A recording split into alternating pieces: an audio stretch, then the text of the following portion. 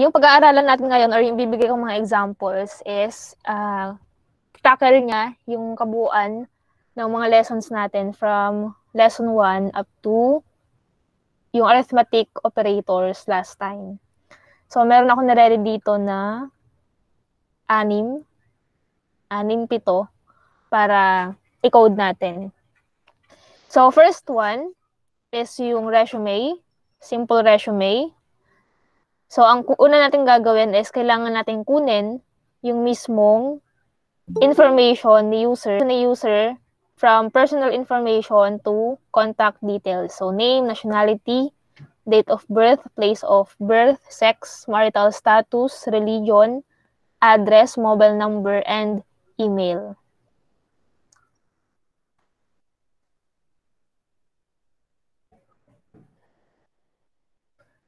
So, itong lahat ng to. So, ano yung una nating gagawin? So, kailangan, ang una nating gagawin is, kukunin muna natin yung information ni user, saka natin i-display lahat ng mga, yung buong resume niya sa pinakadulo. So, lalagay muna tayo ng variable name para kay name. So, as is na yan. So, name is equals to input, type your name. And then, ito, copy ko na lang hanggang sa pinakadulo. Nationality, date of birth, place of birth, sex, marital status, religion, contact address, contact number, and email. And then, papalitan ko na lang yung ating variable name at saka yung ating display text. So, name, and then nationality. The same dito. Nationality. Next is date of birth. So, pwede na yung birthday or birthday.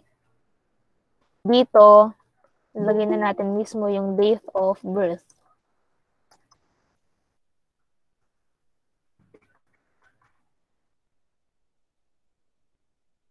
Next is yung birthplace. Replace yung ating variable name, and then place of birth. Next is sex, and then type your sex. Next is the marital status. So, status na lang ilagay natin na variable name. Pero dito, marital status pa din. Next is religion. Religion. Same dito. And then, next is address. And then address. Number or contact number. So, nakalagay dito is mobile number. And lastly, yung ating email.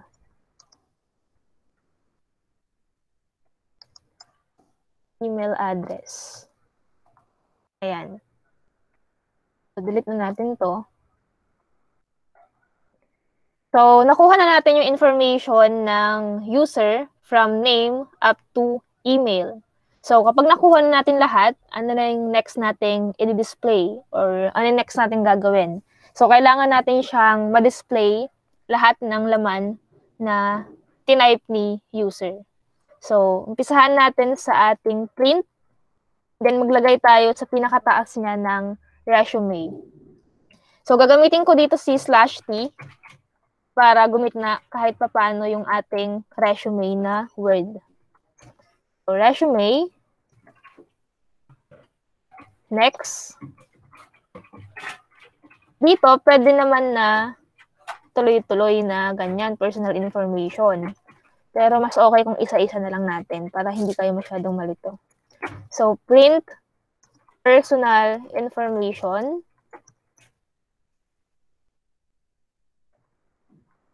Next, print na natin yung mga nilagay natin dito sa taas kanina.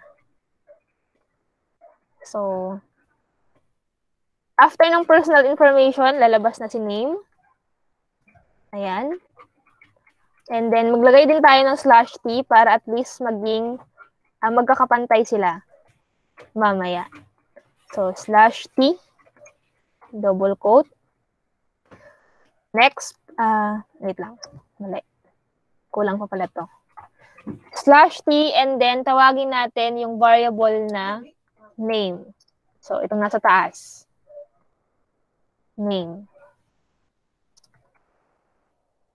Ayan. Same sa mga iba, hanggang sa pinakababa. So, copy ko lang ulit ito.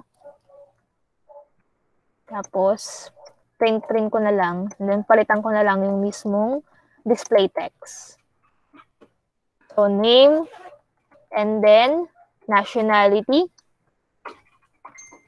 Nationality. Then, lagay tayo ng dalawang /t. Tapos, nationality. Ito yung nationality dito. Ito yung variable name dito sa ating taas. Next is ang ating date of birth. Date of birth. So, dalawang /t muna dito. And then, tawagin natin si B-day or birthday. So, B-day. And then, next is B-place or yung place of birth. So, place of birth. And then, dalawa ulit na /t para umusog. And then, ang ating variable name na B-place. Ito. Next is sex. And then, variable name, same. Next is marital status. And then, ang ating variable name is status. Next is address. Pero before yung address, ilagay ulit natin si contact details. Katulad dito sa ating example, contact details. So, before yun ng ating address. Ito. So, print contact details. Ayan. Next is address to address. And then, number or mobile number. Ang ating variable name is number. And last one, email address. And then, ang ating variable name is email. Ayan. So, try natin kung gagana. F5. Type your name. Maylin, for example. Nationality, Filipino. Date of birth, January 13, for example. Kulang lang ng J. Pangasinan. Sex, female. Marital status, single. Religion, Catholic. And then, type your address. Manila, for example. Mobile number, 091234567889. Email address, MC Prado, for example. pu.edu.ph. And then, anong kalalabasan niya? May resume, ito. So, kung mapapansin nyo, masyadong malayo yung ating tab. So, i-adjust natin ito. So, lagay tayo dito ng /n before yung resume para bumaba. So, mag/n tayo dito sa ating before yung /t dito. So, /n para mag-next line. And then, bawasan natin ng /t yung ating name para ma-adjust siya ng onte. And then, nationality, isa ulit. date of birth, isa ulit. And then place of birth, the same. Sex is, tanggalan ulit natin ng isa. And then, contact details. Before yung contact details, lagyan din natin ng isa pang, or in-next line natin. So, /n, contact details. So, sobra to. Bawasan natin ng tigda-2.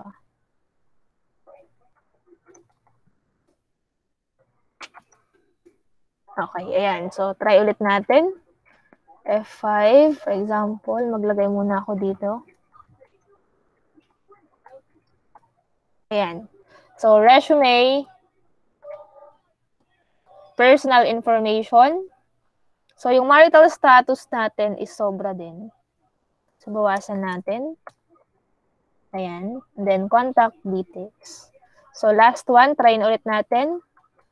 Maylene, nationality, Filipino. Date of birth, January 13, 1998. Place of birth, Pangasinan. Sex, female. Single. Religion, Catholic. Address, Manila. Mobile number, 1234569, for example. And then email address, mcprado@rtu.edu.ph. So, ito yung ating final output. So, personal information, lahat ng yan. So, explain natin kung paano nangyari. Problem 1, gumawa tayo ng resume or simple resume for the user.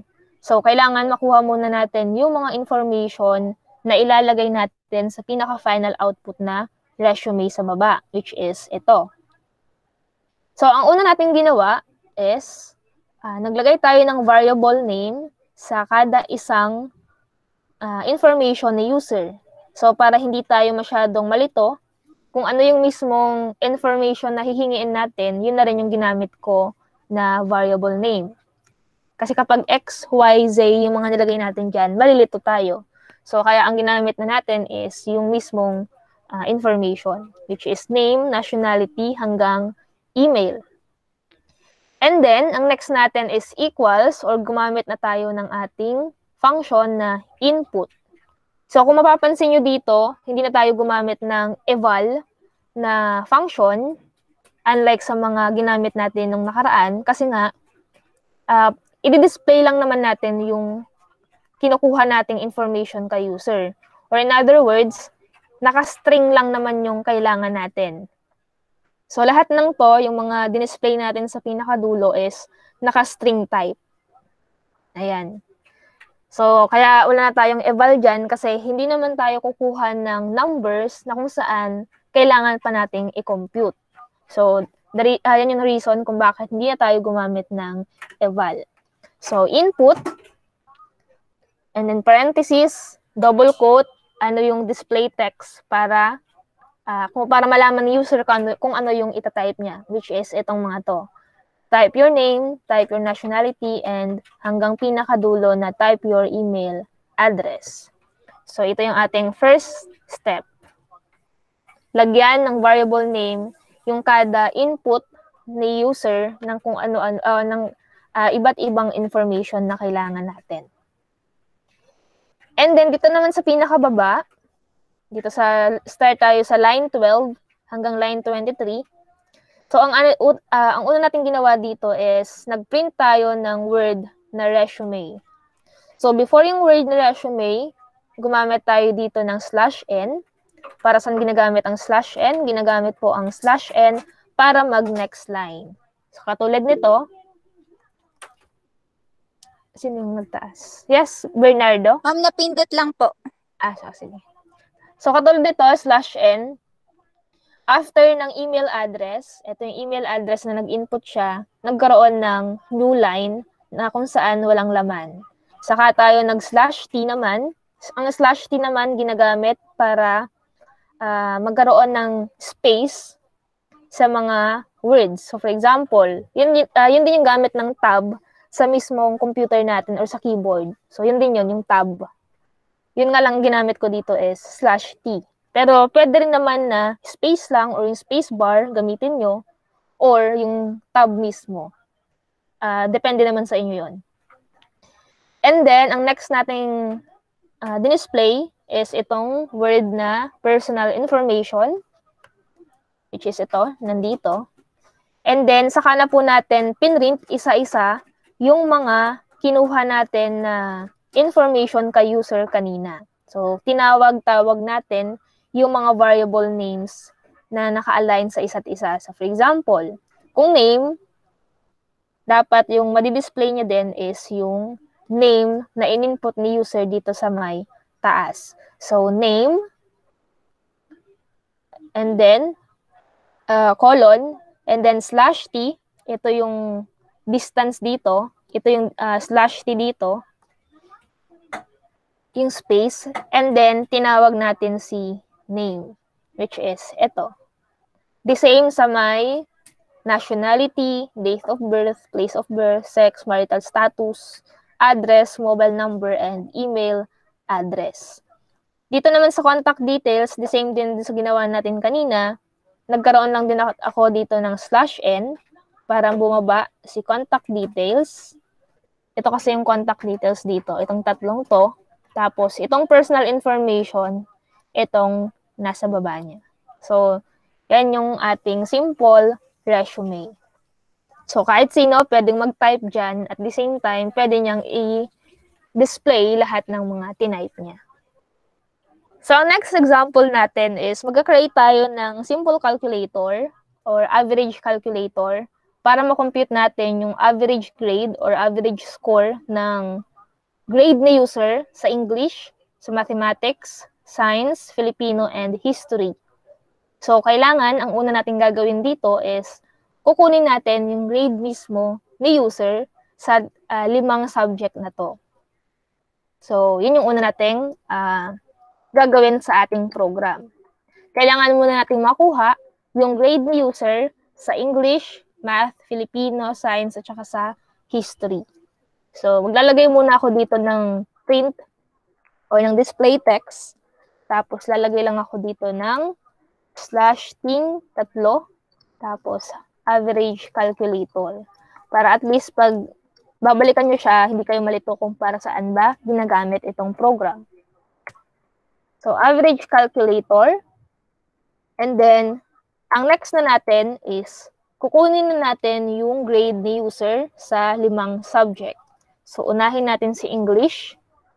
So, ang gagamitin kong variable para sa grade na English is eng. Para mas mabilis intindihin. So, eng is equals to eval, input, type your grade in English. Ayan. So, kung mapapansin nyo dito, gumamit na tayo ulit ng function na eval. So, again, ginagamit po ang function na eval kapag kukuha tayo kay user ng mga numbers na kung saan itong mga numbers na to is gagamitin natin sa iba't ibang operators or operations. So, from string, i-convert natin yung kukunin natin kay user into integer. So, yun po yung gamit ng eval na function. Para ma-compute natin yung mga numbers, kailangan natin gamitin si eval. Yun yung gamit ni eval. So, ang gagawin ko dito is copy-paste ko na lang ulit para palitan ko na lang yung variable name at saka yung subject. So, 5.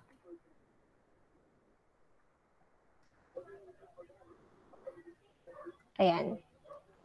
So, ang next natin is mathematics. So, math. And then, palitan natin to ng mathematics. Next is Filipino. Ay, fill na lang. Fill for Filipino. And then, science, sign na lang. 2 science. And lastly is history. So, his na lang. Then, history. Ayan. So, naglagay tayo dito ng ating variable name sa kanya-kanyang subject. Tapos, nag-eval ulit tayo. And then, input. And then, yung display text na type your grade in English, Math, hanggang history. So, dahil nakuha na natin yung grade ni user, ang next na natin gagawin is kailangan na nating i-calculate yung average score or average grade ni user. So, para hindi tayo malito, maglagay na lang ulit tayo dito ng ating another variable name para kay average. So, average score or average is equals to anong formula? So, maglagay tayo dito ng parenthesis. So, English plus Math plus Filipino plus Science plus History. So, lahat ng to is nanggaling sa ating variables na nandito. Kung ano yung ginamit nyo na variable dito, yun din po yung gagamitin yung variable para i-compute sila. So, hindi pwede na English yung nakalagay dito, tapos yung nilagay nyo dito is yung nandito na English. For example, nilagay mo is ganyan. So, mag-e-error yan. So, kailangan, kung ano yung nilagay nyong variable, yun din yung ilalagay nyo sa mismong formula, which is eng. Ayan. So, para makuha natin yung average ng isang, yung makuha natin yung mga average, kailangan natin munang kunin yung sum, which is ito na, saka natin i-divide kung ilan sila, which is divided by 5. Kasi 5 subject. So, 5. Saka na po natin i-display yung mismong sagot. So, print your average grade or average, grade na lang. So, your average grade is, tawagin natin si average. So, yung ginagawa ko last time na diretso dito, for example, kakabit mo itong buong to, tapos dito mo siya ilalagay, okay lang din naman yun. So, hindi ko lang siya ginamit ngayon para mas maintindihan rin ng iba at hindi natin siya ididiretso agad. So, mas okay na to para mas maintindihan natin. So, average. And then, maglagay ulit tayo dito ng separator at para at least may period. So, period and then separator equals to double quote. Ayan. So, try natin kung gagana. F5. So, ito na yung average calculator natin. Type your grade in English. For example, 98, Mathematics, 89, Filipino, 65, Science, 85, History is 100, for example. So, your average grade is 87.4. So, yun na yung ating final answer. So, 87.4. Pero, paano naman kung gusto natin na whole number lang? So, kailangan walang decimal point. Yun yung sinasabi ko. Ibig kong sabihin. Paano kung gusto natin na walang value yung ating decimal point? Pwede rin forward slash po. Okay. So, pwede rin naman na integer division ang gagamitin natin or pwede rin naman na i-round off natin. So, una muna natin gagawin si integer division. So, F5 ulit. The same, 98, 89, 65, 85, and then 100. So, ayan. Your average grade is 87. Pwede rin naman yung ating round off. Pero kung ganyan lang naman din, pwede na itong integer division. Pero ayun nga, pwede rin naman yung round off. So for example, round, Tapos, yan na mismo, kasi whole number naman. F5, 98, 89, 65, 85, 100. So, the same lang din naman yung answer. Depende pa rin sa gusto natin. Kung average or round, or yung double integer or yung tinatawag natin na integer division. Example tayo. Ito. So, madali lang naman to. So, we will create a program that can calculate the area of a triangle. So, ang ating formula is 0.5 or 1/2 times base times height. So, itong given dito, yan yung i-compute natin mamaya. Pero yung pinaka-final program na gagawin natin is for pangkalahatan siya. So, kukunin natin kay user yung base or yung value ng base at saka ng height. So, delete ko na to. So, print. Lagay ulit tayo ng display text para malaman natin kung para saan tong program na to. So, /t,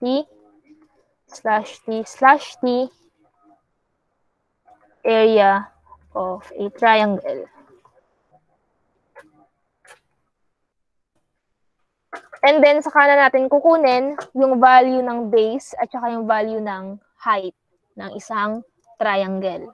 So, ano yung gagamitin natin na variable dito sa ating example? So, base, para kay base eval, input, and then type the value or type the base of the triangle. Then, copy na lang natin to.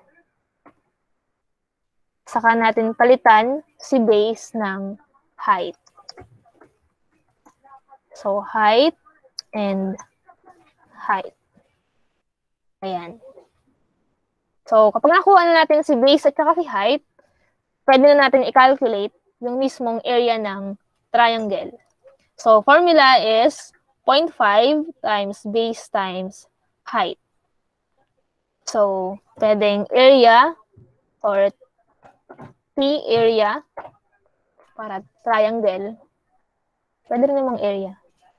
So, area is equals to 0.5 kasi 1/2.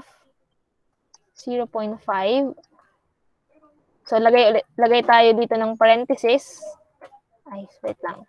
So, 0.5 times parenthesis of base times height. So, yun yung ating formula.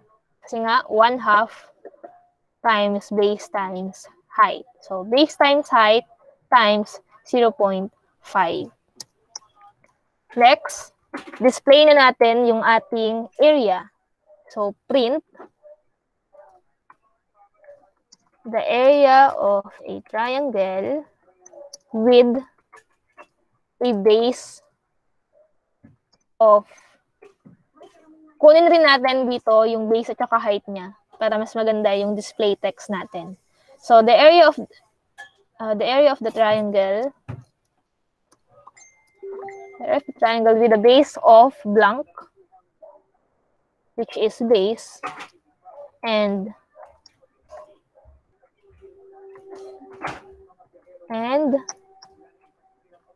height of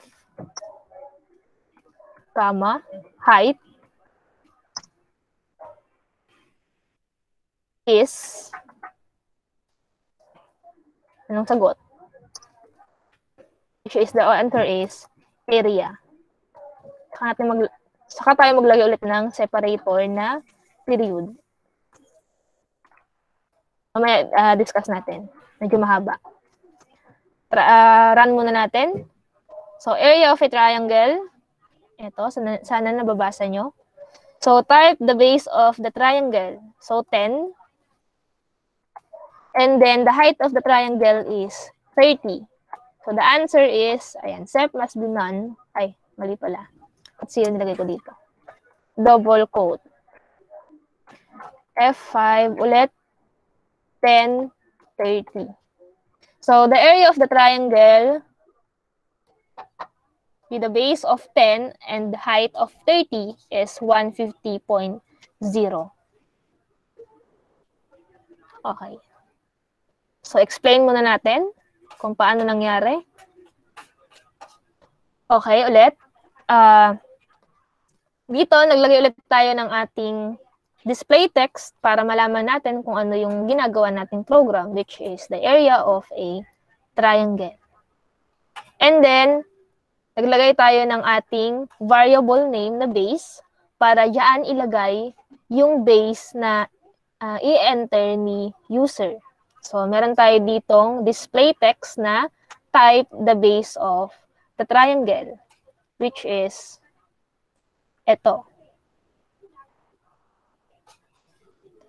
And then, next is yung height.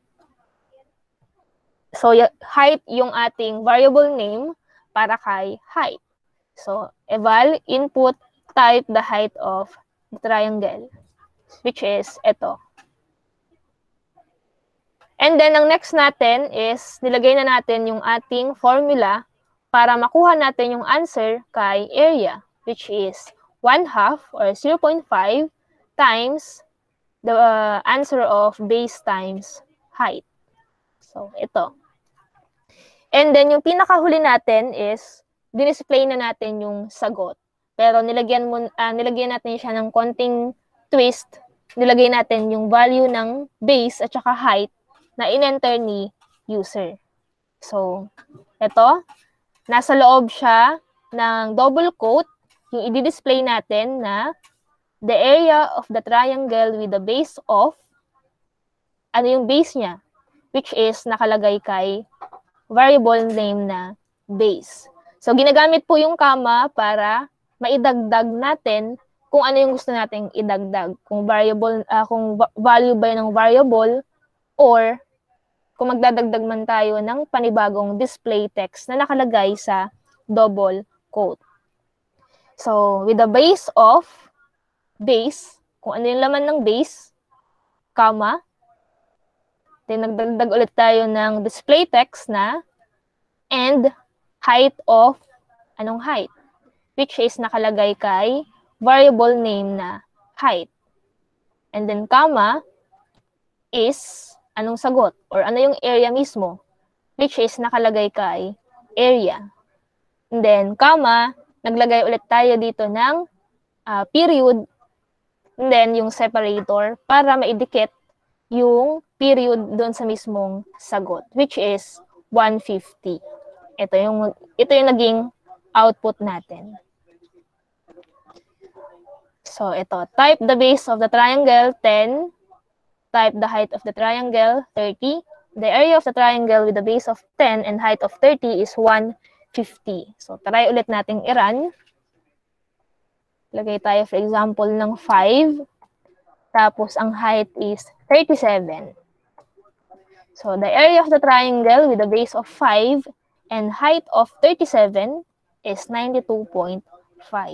So, depende pa rin naman sa atin din kung ang tawag dito. Kung i-round off natin yung mismong answer natin. So, kung i-round off nyo yan ng whole number, pwede nyo gamitin yung double integer ulit or yung function na round, kung saan kayo madadalian. So, ang next natin na problem is the distance between 2 points. Ayan. So, mapapansin nyo dito, meron na tayong square root. And then, ayan. So, mag-create tayo ng isang program na kayang mag-calculate ng distance between 2 points. So, kukunin natin kay user yung value ng x1, x2, y1, at saka yung y2. Saka natin i-compute yung mismong distance ng dalawang points. So, sabi dito, use the square root function from the math module. So, unahin muna natin unahin muna natin tawagin yung function na square root from the math module. So, erase na natin to. So, ang una natin gagawin is tatawagin na natin or i-import natin yung function na square root. So, from math module or from math, import square root. Ayan. So, yan na yun. Na-import na natin si square root. So, pwede na natin siyang gamitin mamaya. Next natin is maglagay ulit tayo dito ng display text para ilagay kung para saan itong ating program, which is distance between 2 points.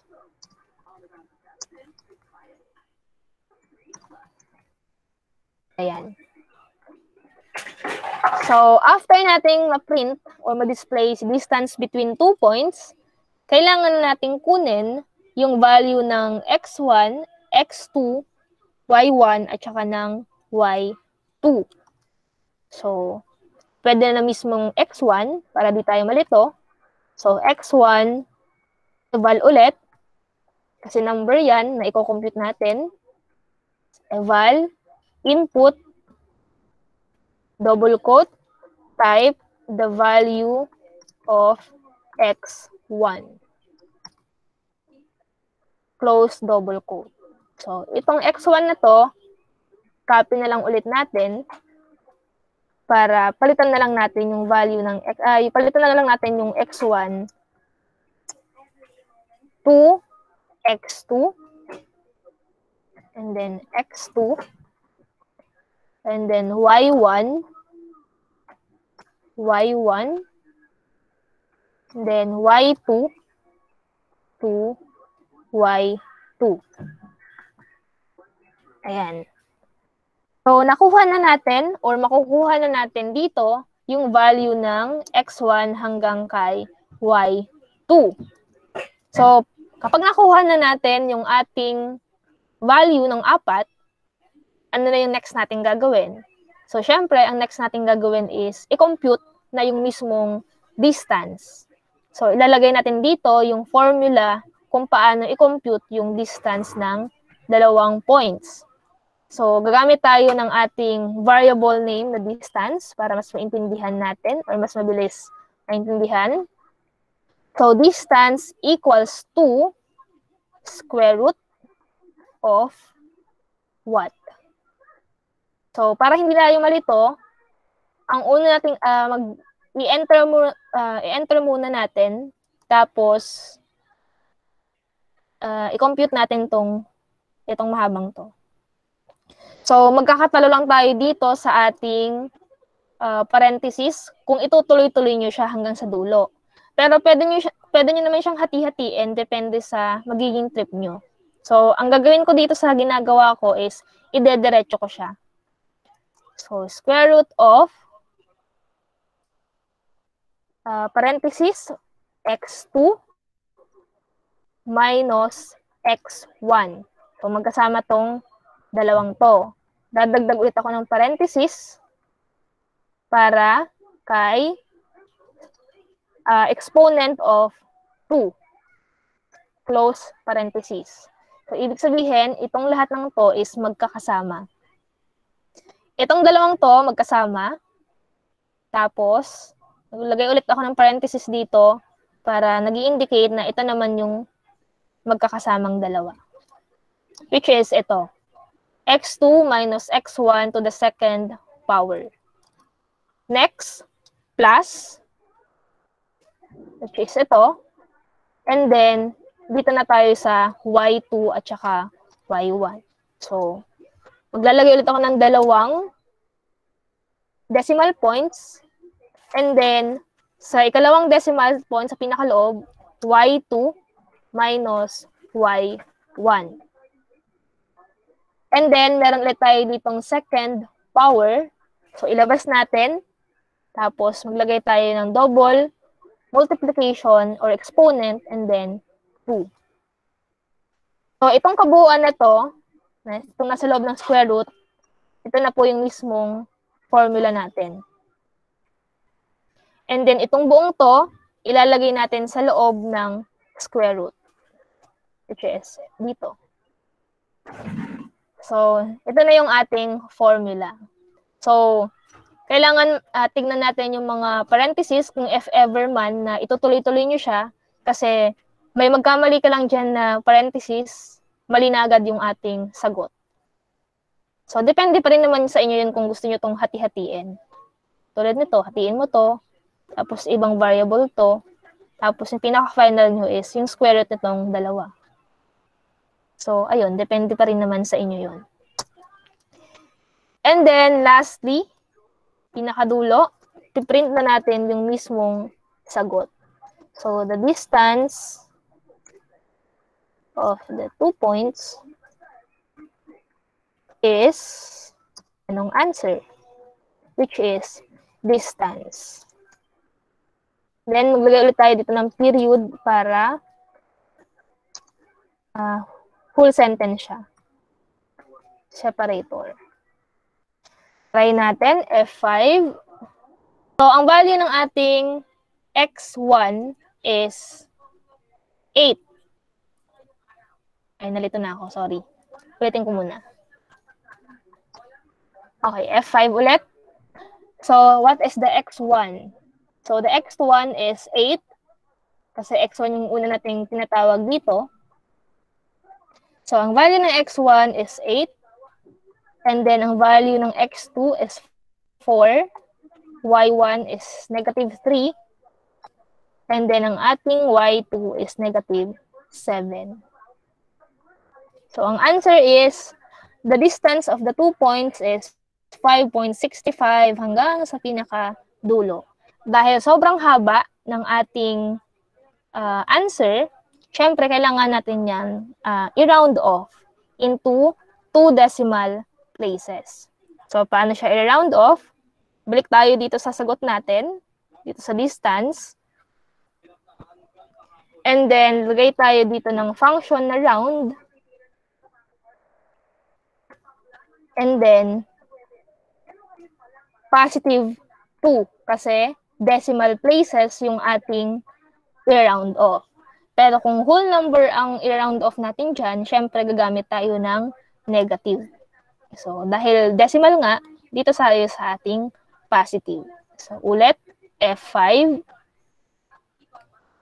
8, x1, x2, 4, then negative 3, then negative 7. So, the distance of the 2 points is 5.66. So, explain natin. Ayan. So, from math, import square root. So, ito yung diniscuss natin last time na math module. Andun lahat yung mga iba't ibang function na pwede nating magamit. Depende na lang sa pangangailangan ng program natin. Kung maalala nyo sa ating C++, meron tayo dong ini-import din na math. So, the same lang din siya dito sa ating from math, import square root. So, ayan, display lang natin ulit si distance between the 2 points. Balik ulit tayo. After nating ma-display yung ating yung distance between 2 points sa taas, kinuha na natin yung value ng x1 hanggang y2. And then, ang next natin is yung distance. Ito nga, nilagay na natin dito. Kung given naman na yung formula kung paano kunin yung distance between the 2 points, so ang ginawa na lang natin is, itong formula na to is convert na lang natin siya as a formula na kung saan nababasa ng mismong program natin, which is ito.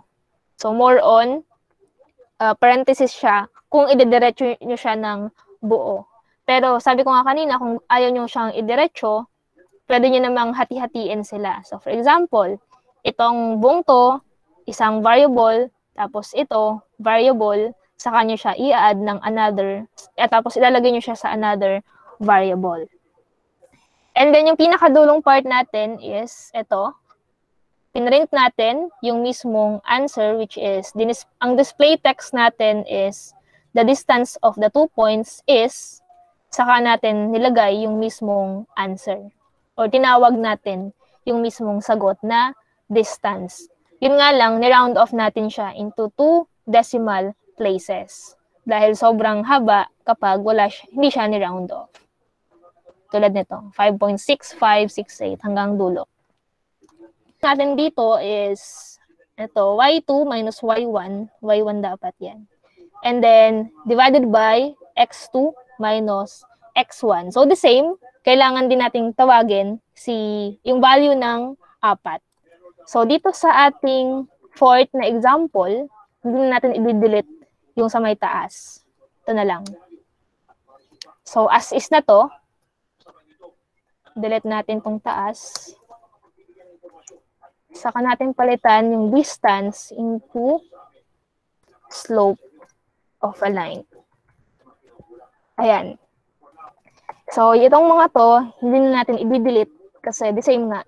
Kailangan natin kumuha pa din ng value ng 4.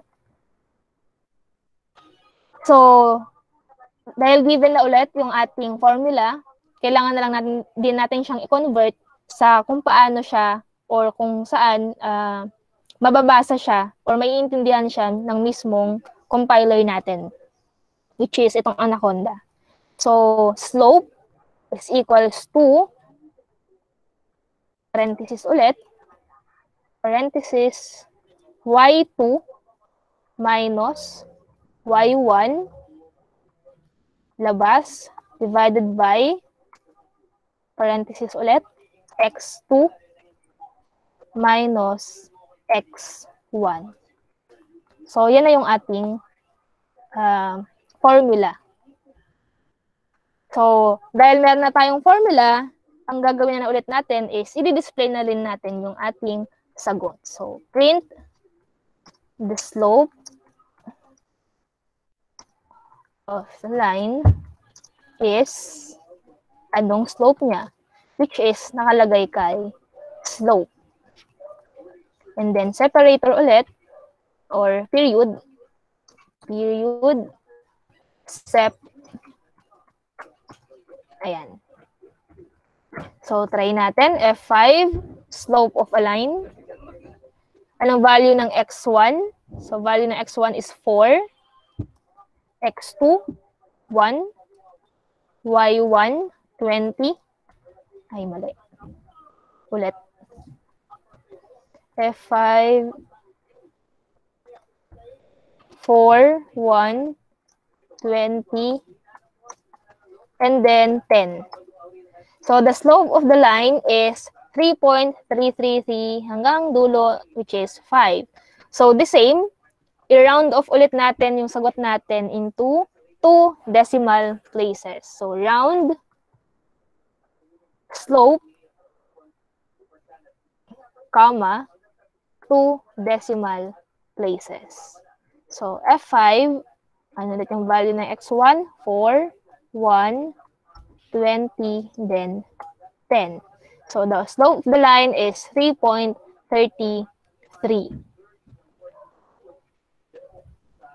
So, yun na yung ating fifth example. So, the same dun sa ginawa natin kanina, tinawag ulit natin yung value or kinuha natin yung value ng 4.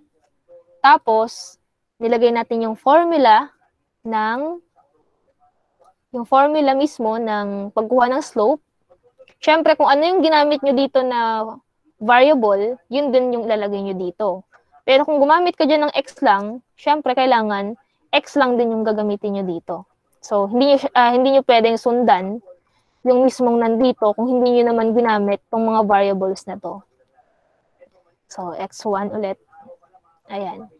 And then, saka sa pinakadulo, dinisplay na lang ulit natin yung mismong answer na the slope of the line is round off of slope into 2 decimal places.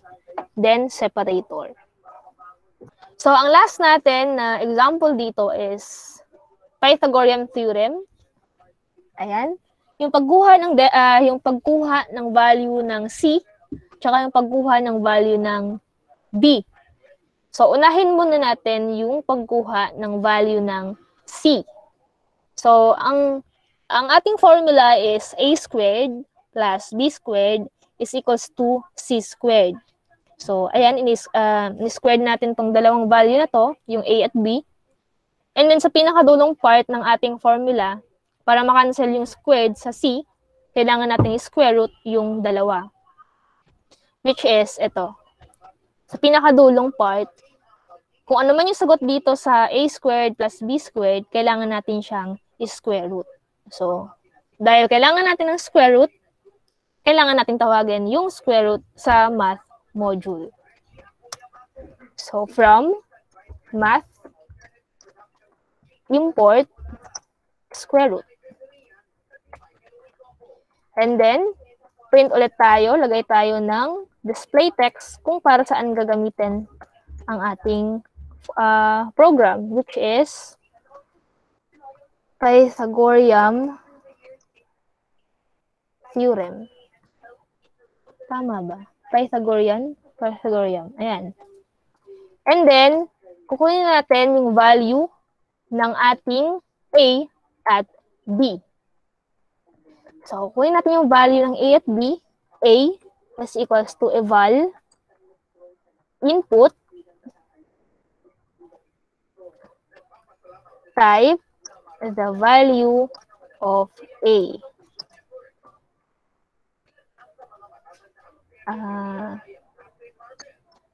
Ayan. So, copy na lang natin to. And then, palitan na lang natin yung value ng A to B. Ayan. So, pag nakuha na natin yung value ng A at B, ano na yung next nating gagawin? So, ang next nating gagawin is, ika-calculate na natin yung, o ilalagay na natin mismo yung formula ng sagot. So, A squared plus B squared. So, C is equals to A to the second power, which is A squared plus B to the second power. Again, ginagamit ang double multiplication kapag i-compute natin yung power or yung exponent. So, dahil kailangan nating makuha yung square root ng yung sagot dito, syempre, ilalagay natin yung square root sa unahan. So, square root, and then, parenthesis, pinakadulo, close natin yung parenthesis. So, yun na yung ating formula sa pagkuha ng C or yung value ng C squared. Saka natin i-display yung mismong sagot. So, print the value of C is C. Lagay ulit tayo ng period. Separator. Ayan. So, F5, what is the value or type the value of A? The value of A is 5. And then the value of B is 12. So the answer is, the value of C is 13.0. Pero kung gusto niyo yung whole number lang, i-round off ulit natin. So round.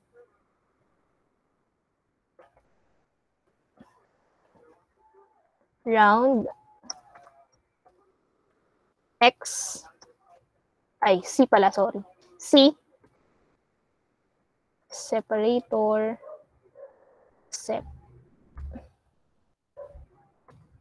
Ayan. F5, 5, and then 12. Which is, the value of C is 13. So, yung sagot natin dito is the same sa answer natin dito. Pero if F,